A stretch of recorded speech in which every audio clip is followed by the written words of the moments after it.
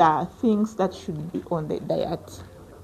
When you are serving a meal, if it's breakfast, if the family is somehow well off, they have to give a baby a boiled egg, if not fried one. So when you look at eggs, we can take them as top products or the top stuffs.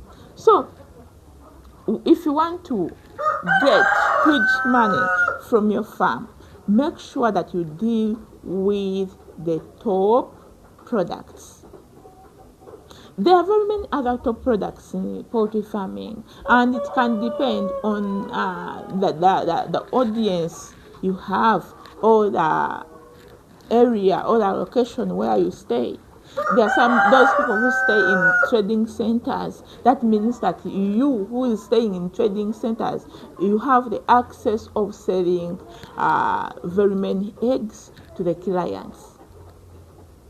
Then another top stuff I can talk about this poultry farming, it is the meat.